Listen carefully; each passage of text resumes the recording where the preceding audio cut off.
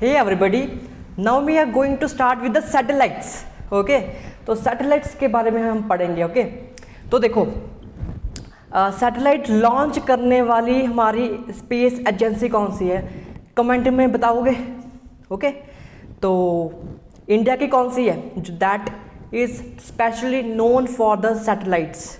Okay और ठीक है, ये भी बताना, और अगर यह भी पता हो तो ये भी बता देना नंबर 1 रिकॉर्ड कितना है, कितनी सैटेलाइट्स एक साथ भेजने का. ठीक है, चलो अब स्टार्ट करते हैं हम सैटेलाइट्स का. Now what are satellites. देखो सैटेलाइट्स की टेक्नोलॉजी हमें फिजिक्स से ही मिली है. ओके वैसे कोई भी टेक्नोलॉजी हम पढ़ते हैं, लाइक स्पेस में भेजनी हो सैटेलाइट या कुछ भी करना हो, कोई ना कोई प्योर साइंस का लॉजिक तो पीछे है ही. बेस हमेशा प्योर साइंस का ही होता है, लाइक फिजिक्स का हो गया, कहीं केमिस्ट्री का हो गया, कहीं बायो का हो गया. तो प्योर साइंस इस नज़रिए से इम्पॉर्टेंट है. ओके चलो अब हम प्योर साइंस पढ़ते हैं, दैट इज़ फिजिक्स. चलो अब पढ़ते हैं principle of launching the satellite. So what is the principle of launching the satellite. देखो अगर ये मेरे पास एक पेन है, तुम्हारे पास भी होगा अगर तुम ये वीडियो देख रहे हो. ठीक है, अगर तुम्हारे पास एक पेन होगा तो क्या होगा, तुम उसको फेंकोगे. Okay and it will land like this, and you know of course it is the projectile motion. मैं टेढ़ा बन गया, sorry for that, but this is the projectile motion, you know. Okay but वो आफ्टर सम टाइम ज़्यादा, मतलब after some time वो अर्थ पे reach कर जाएगी, you know that. Okay but अगर मैं इसको धीरे से फेंकूं, ओके ऑफ कोर्स तुमने भी धीरे से फेंका होगा, फेंका कि नहीं फेंका, चलो लीव दैट. अगर तुम उसको धीरे से फेंकते हो तो कम दूरी पर जाएगी. ठीक है, अगर जस्ट मैं इसको ऐसे फेंकूँ तो मेरे हैंड पर ही ये गिर जाएगा पेन. ओके बट इसको अगर मैं पूरी जितनी भी मेरे पास स्ट्रेंथ है, सारी की सारी फोर्स लगाकर इसको अगर मैं प्रोजेक्ट करूं with the great velocity, it will again go in this projectile motion, but this time it will go surely the farther distance. It will go surely the farther distance, बहुत दूर जाएगी. Okay तो यही हमारा principal है launching of satellite का. देखो हमारे पास एक अर्थ है. ओके अब इसमें बहुत ज़्यादा हाई बिल्डिंग है फॉर एग्जांपल. ओके क्योंकि तुमने देखा होगा कि सैटेलाइट फर्स्ट पहले तो ऊपर जाती है ना, ऊपर जाती है, and at a particular height it will start revolving around the earth. ये तो ऐसा थोड़ा ही होना होगा कि अगर वो सरफेस पे ही रिवॉल्व कर सकती है, क्या ऐसा होगा कि वो सरफेस पे ही रिवॉल्व कर सके सैटेलाइट, कि उसको पहले ऊपर भेजने का कोई झंझट ना हो. ऐसा नहीं होगा कि उसको हम कि सरफेस पे ही उसको रिवॉल्व करवा दें. रीज़न क्या है, रीज़न इज़ दैट कि उसको पहले हमने एक स्पीड देनी है. Okay such that it does not hit the surface of the अर्थ. क्योंकि अगर हम सरफेस पे ही उसको वेलोसिटी दे देंगे, अगर हम सैटेलाइट को सरफेस पे ही अपनी वेलोसिटी जो भी मेरी थोड़ा, बट उसको अगर हम वेलोसिटी दे दोगे, अगर तुम सरफेस पे ही अब सैटेलाइट है तो क्या होगा, वो ज़मीन से टकराएगी. ओके बट अगर तुम कुछ ज़्यादा हाइट लो, ओके ज़्यादा हाइट लो, और वो उस हाइट पे अगर तुम गिराने की कोशिश करोगे किसी भी ऑब्जेक्ट को जहाँ पर हमने सैटेलाइट का है, तो वो स्टार्ट कर जाएगी, पॉसिबिलिटी ज़्यादा होगी. ओके रादर दैन कि तुम सरफेस पे ही उसको भेजना शुरू कर दो, सैटेलाइट को रिवॉल्व करवाना शुरू कर दो. ओके तो हाँ ये है प्रिंसिपल. ओके तो अब भी मैं डायग्राम से तुम्हें सिखाता हूँ कैसे है. देखो अगर वेलोसिटी कम है तो हमारी प्रोजेक्टाइल कुछ नीचे गिर जाएगी ऐसे, बट अगर हमें इसको और ज़ोर से हम देंगे तो ये it will start moving like this, such that it does not hit the surface. और ये तभी पॉसिबल होगा if our satellite is at some height, तभी तो उसको हम ऊपर भेजते हैं सैटेलाइट्स को. ओके और मेन पर्पस भी जो सैटेलाइट का मेन पर्पस भी यही होता है that it should take the pictures of earth, है ना, मेन पर्पस तो यही है, take the geographical location of specific location, okay. तो जीपीएस भी सैटेलाइट की वजह से है, मोबाइल कम्युनिकेशन भी सैटेलाइट की वजह से है, there are many applications of the satellites thanks to the physics, and उससे भी पहले thanks to the Newton, because अगर न्यूटन ना होते तो हमारे पास एक प्रिंसिपल नहीं होता, it will be difficult for us to think about the satellites, okay. But Newton's law and gravitation law help us to think of making such objects कि उसको हम रिवॉल्व करवा सकें, ओके। तुम्हें पता भी होगा सबसे पहले कंट्री कौन सी थी जिसने सैटेलाइट लॉन्च की थी, दैट वाज रशिया। तब रशिया नहीं था, तब हम उसको कहते हैं यूएसएसआर, बट वो अब टूट गया इन 1992 आई थिंक सो। तो वो टूटकर अब रशिया, यूक्रेन, पोलैंड वगैरह में टूट गया वो यूएसएसआर, एंड ऐसा कह सकते हैं हम, रशिया ने लॉन्च की थी पहली सैटेलाइट। फिर अमेरिका आए, ठीक है, अमेरिका को लगा दैट हम पीछे रह जाएंगे एंड टेक्नोलॉजी में रशिया आगे बढ़ जाएगा, so they have spent lot of money in this space project, okay. थोड़ी हिस्ट्री भी होगी तो बढ़िया है, ओके। चलो, लॉन्चिंग ऑफ जो प्रिंसिपल है लॉन्चिंग ऑफ सैटेलाइट का, that is clear now, okay. So what is the principle? Principle is blue pen. So the principle is the satellite. पहले देखो सैटेलाइट किसको कहते हैं, व्हाट इज सैटेलाइट? सैटेलाइट किसी हम ऑब्जेक्ट को कहते हैं। वैसे टेक्निकली अगर हम देखें, any object that is capable of revolving around the earth is said to be called as satellite. This is the definition of satellite. यानी कि सैटेलाइट इज को हम प्रोजेक्टाइल भी कह सकते हैं टेक्निकली। अगर फिजिक्स में यूज करेंगे तो हम सैटेलाइट को प्रोजेक्टाइल भी कह सकते हैं, बिकॉज ये प्रोजेक्टाइल भी है, okay. So the what is the principle of satellite? The satellite will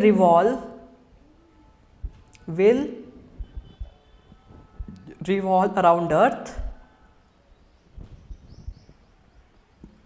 if only it has some minimum velocity in order to launch into the earth orbits, into the earth's orbit। और तुम ऐसे भी इस line को कह सकते हो that if it has minimum velocity in order to revolve around the earth। दोनों एक ही बात है। ऑर्बिट मतलब जिस ऑर्बिट में हमारे जो सैटेलाइट घूमेंगी, ओके। तो मेरी राइटिंग थोड़ी गंदी हो गई, सॉरी फॉर दैट, बट समझ आने चाहिए what is the principle of the satellite, okay. इस नज़रिए से देखें, then our moon is also a satellite. हमारा मून भी क्या है? एक सैटेलाइट की भांति ही है। That is called as artificial satellite. No, this is not artificial satellite. We call moon to be as natural satellite. Is an example of natural satellite. Example of natural satellite, कुदरती satellite है। और इसको हम projectile भी कह सकते हैं। वैसे मून को इज अ नेचुरल प्रोजेक्टाइल। देखो कितने मून्स हैं। अर्थ का एक ही मून है, जुपिटर के 16 पता नहीं कितने सारे मून हैं, ओके। तो वो मून किसी प्लैनेट के अराउंड ही क्यों वो बनते हैं, okay. The reason is that कि जब अर्थ बनी होगी या कोई भी प्लैनेट बना होगा, तब क्या हुआ होगा, तब एक चीज़ आई होगी that is called, we now call it as moon. This is a theory. ऐसा भी हो सकता है इसमें कोई सच्चाई ना हो, but we are just speculating. हम बस अंदाज़ा लगा रहे हैं, ओके। ऐसा हुआ होगा, ओके। सो ऐसा भी हो सकता है कि एक अर्थ है और अर्थ के ऊपर कुछ जा रहा हो, और वो उसकी इतनी ज़्यादा स्पीड है कि वो पहले तो ग्रेविटेशनल फील्ड में आया अर्थ के, और उसकी स्पीड होने के कारण it will just revolve, it start revolving around the अर्थ, और उसको अब हम कहते हैं मून. ओके, ऐसा भी हो सकता है. दूसरी थ्योरी भी है, but it will be the different topic. हमारा टॉपिक क्या है? सैटेलाइट को समझना, एंड अदर हमने नीट की प्रेपरेशन करनी है, +2 बोर्ड्स की प्रेपरेशन करनी है, +1 के लिए प्रेपरेशन करनी है, तो वो मैं किसी और वीडियो में बता सकता हूँ. Okay, terms. What is the term? Orbital velocity. Now what is the orbital velocity? जो स्पीड घूमने की है, if moon is a natural satellite, उसकी कितनी रफ्तार है घूमने की around the earth. If we say that earth भी घूम नहीं रही है, तब इन दैट केस तब जो भी वेलोसिटी होगी that we call as orbital velocity, घूमने की वेलोसिटी. ओके, तो this is a simple definition, और इसको हम V0 से रिप्रेजेंट करेंगे. O for orbit. Okay, and अब क्या है, इसकी अब डेरिवेशन करेंगे. कैसे, क्या फॉर्मूला आएगा इसका? देखो सिंपल है. देखो वो घूम रहा है, सैटेलाइट घूमेगी. अगर सैटेलाइट घूमेगी then it must be under some centripetal force. Okay, centripetal force that will be responsible to due to centripetal force. अब कहाँ से आई? उसका भी सोर्स होता है ना सेंट्रीपिटल फोर्स का. तो एक ही फोर्स है, that is gravitational force between satellite and earth. तो उसको हम कहेंगे सेंट्रीपिटल फोर्स. कहाँ से मिली है? ग्रेविटेशनल फोर्स है. So this must be equal to Gm of earth and mass of the satellite at small m by if we take as r, capital R. Okay, here r square, r plus h का whole square. Okay okay, देखो यहाँ पर भी मुझे r plus h लिखना चाहिए था. yes, I should write r plus h. why? because देखो दिस इज द अर्थ और उसका रेडियस है r. ओके, तो हम सारे डिस्टेंस मापेंगे from the centre of the अर्थ, और ये जो घूम रहा है दैट इज द सैटेलाइट. तो मान लो वो h हाइट पे घूमेगी. मैंने पहले बताया that it will require some height जहाँ से सैटेलाइट घूमेगी. ओके, तो r plus h is the distance between the centre of the earth and the satellite. That's why we will okay say that. So that's why we will get root v as root GME over r plus h. Okay, because this will be cutting out. Okay, this will be cut out and r plus h. And if r plus if h is very small, first कर लो. Okay, assume करो कि if h is very small, if h is very small than r, then we can say that our v would be GME by r. GME by r. This is the value. Okay. So अब आगे बढ़ते हैं. Now we are moving on to the escape velocity. Now what is the escape velocity? Escape velocity is the second type of velocity that कि जैसे कोई भी हमने भेजना है, ठीक है.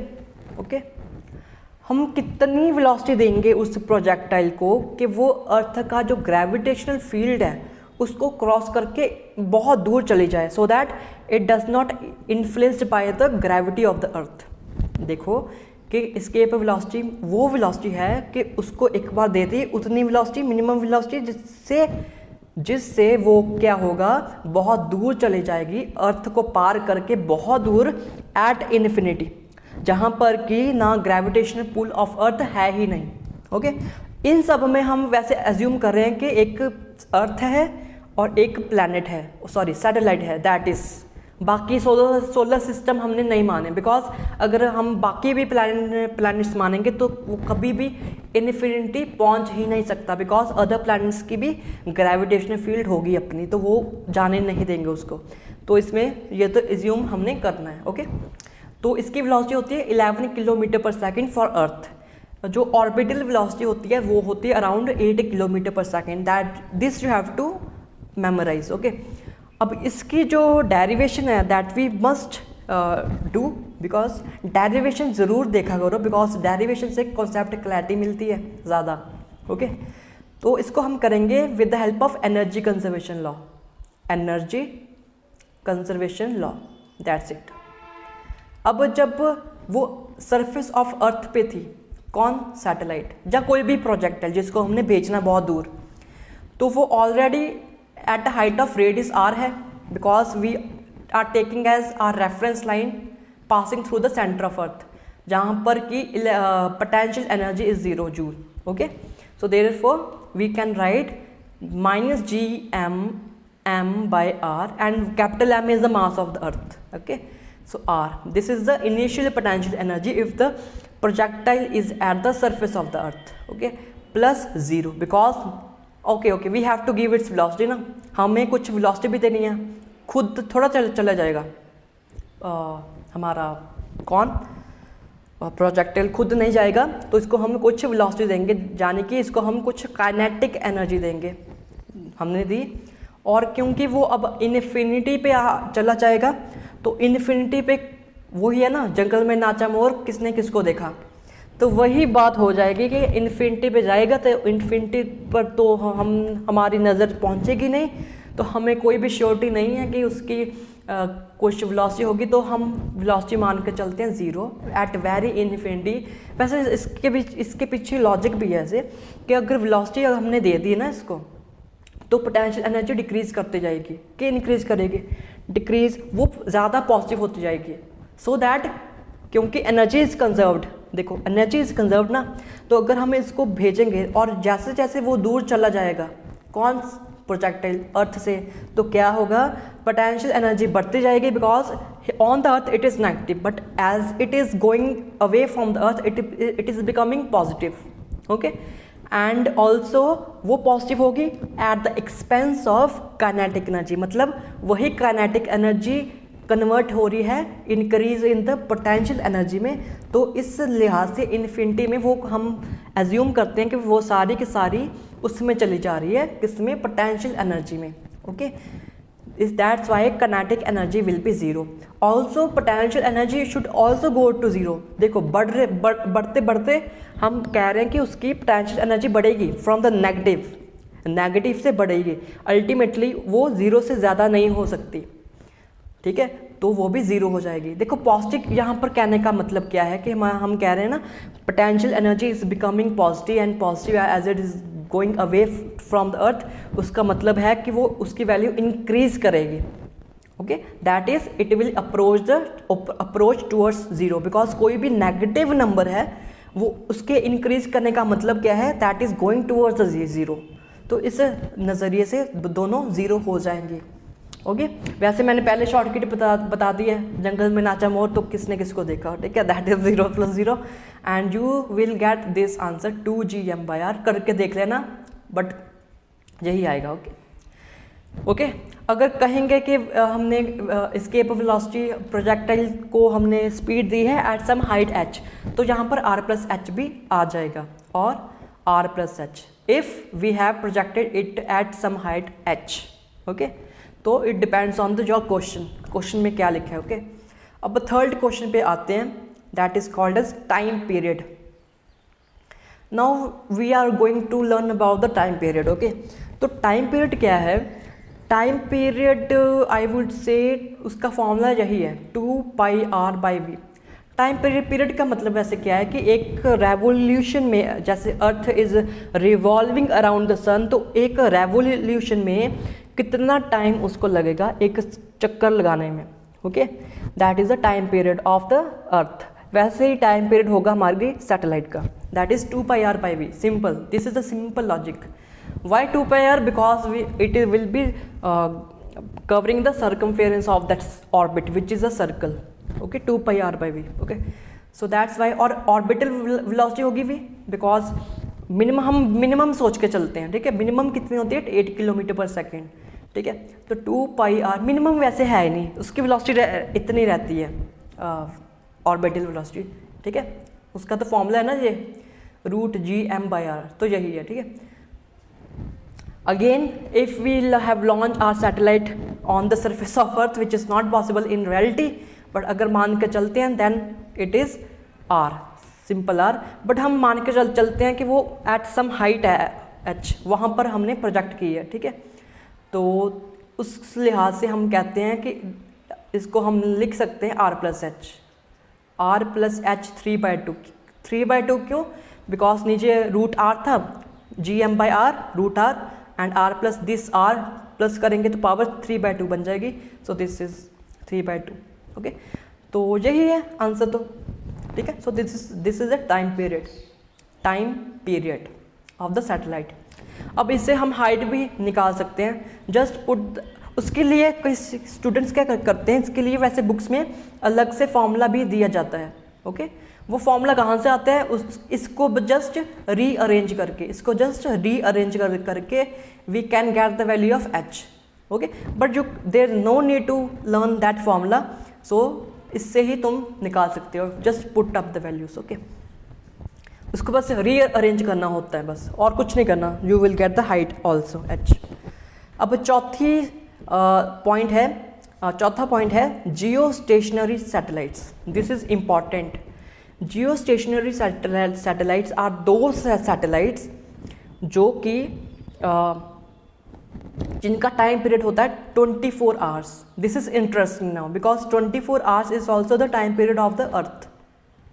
ओके, यानी कि जितना टाइम अर्थ लगाएगी एक रोटेशन करने में, उतना ही टाइम जियो स्टेशनरी सैटेलाइट लगाएंगी उसको अर्थ का एक चक्कर लगाने में.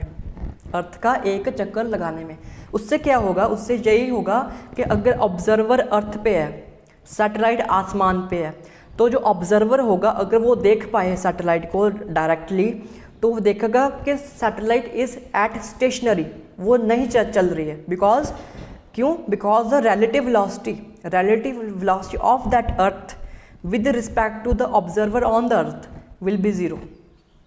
बिकॉज ऑब्जर्वर भी खुद घूम रहा है अर्थ के साथ. तो इसका मतलब हमें किस तरफ लॉन्च करनी पड़ेगी. देखो, अगर अर्थ ऐसे घूम रही है और सैटेलाइट हमने ऐसे कर दी, दैन हमें लगेगा that will not be a geostationary satellite because that satellite जो ऑब्जर्वर के पॉइंट ऑफ व्यू से उसको जो वेलोसिटी मिलेगी that will be twice of that satellite. तब 2v हमें वेलोसिटी मिलेगी. ओके, बट इफ सैटेलाइट भी इधर घूम रही है, अर्थ भी ऐसे घूम रही है, then both are moving at the same speed in the same direction. तो ऑब्जर्वर को भी लगता है कि वो घूम नहीं रही है. ठीक है, वो हमें इसलिए स्टेशनरी लगती है.